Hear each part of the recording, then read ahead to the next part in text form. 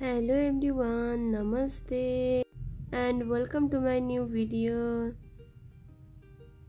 सधैँ चाहिँ आज पनि हामी क्लास जाँदैछौँ। ठ्याक्कै क्लास चाहिँ पुग्यौँ हामी।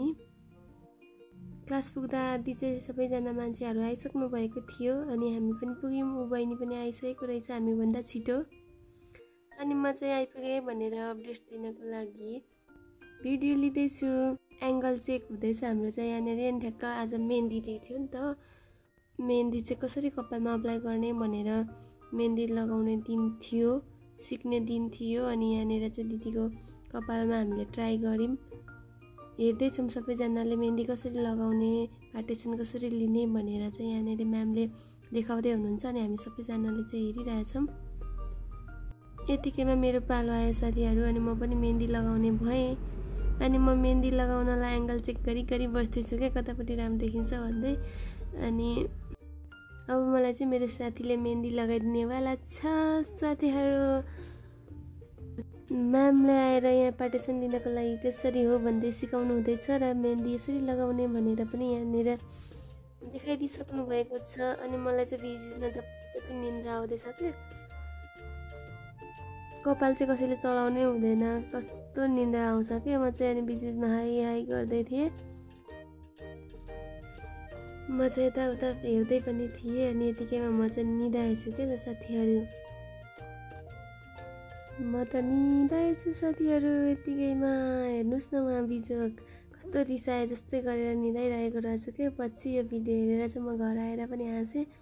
अनि यहाँनिर चाहिँ म्याम आएर फेरि त्यो जुरो बनाउनलाई यस्तो भएन, पार्टेसन यताबाट पहिला यताबाट भन्दै देखाउँदै हुनुहुन्छ साथीलाई चाहिँ।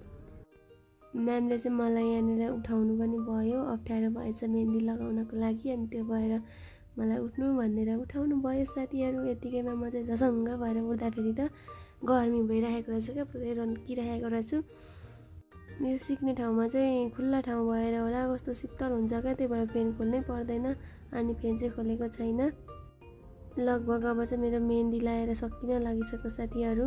अब मेहन्दी लगाएर सकिसकेपछि मैले चाहिँ अब हेयर क्याप लगाइसकेँ साथीहरू। बहिनीहरू पनि रेडी भइसके। अनि हेयर क्याप लगाएर 45 मिनट चाहिँ अब हामीले मेहन्दी राख्नुपर्ने हुन्छ साथीहरू। त्यो भएको भएर मेहन्दी लगाउने जतिले चाहिँ क्यापलाई वरि अब यहाँनिर 45 मिनट त बस्नु पर्यो। यतिकैमा हामी थ्योरी पनि लेख्न थाल्यौँ, थ्योरी पनि लेख्यौँ। फेरि 45 मिनट भइसकेपछि मेहन्दी चाहिँ धुनको लागि रेडी हुन्छ साथीहरू। अनि म तल झरेर मेहन्दी धुन थालिसकेको छु। मेरो साथीले पानी हाल्दै मलाई सहयोग गर्दै छिन् चाहिँ होइन छे। यसलाई चाहिँ म कहिले पनि तिमी तपाईँ भन्दिनँ क्या। सुरुदेखि नै त नै भनेर सम्बोधन गर्छु। अनि अचेल भोलि पनि तिमी तपाईँ भन्न चाहिँ मलाई अप्ठ्यारो लाग्छ।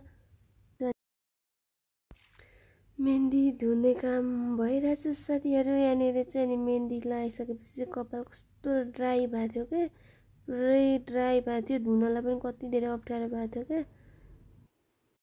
तर अब के गर्नु, लगाइसकेपछि धुनै पर्यो साथीहरू। अनि यहाँनिर धुँदैछु माडी मजाले। लगाएको मेहन्दी जति त फ्याल्नै पर्यो साथीहरू। त्यही भएको भएर चाहिँ भित्रका चङ्गुजुङ पार्दै मजाले कपाल चलाएर गर्दैछु। माथि गएर ड्रायरमा कपाल पनि सुकाएँ साथीहरू। बहिनीले मलाई चाहिँ सुकाउनमा हेल्प गर्दैछिन्। ऊ बहिनी चाहिँ कस्तो राम्री लाग्छ क्या मलाई। उसको स्किन पनि यति नै राम्रो छ, मान्छे पनि कस्तो राम्रो लाग्छ। अनि यो बहिनीहरू चाहिँ सबैजना कस्तो मिलनसार छन् के। अनि ऐनामा हामी पनि भिडियो बनाऊँ न दिदी भन्दैछौँ। भिडियोमा चाहिँ सबै टल्केर क्वालिटी चाहिँ छैन, त्यही पनि हेरिदिनु होला साथीहरू।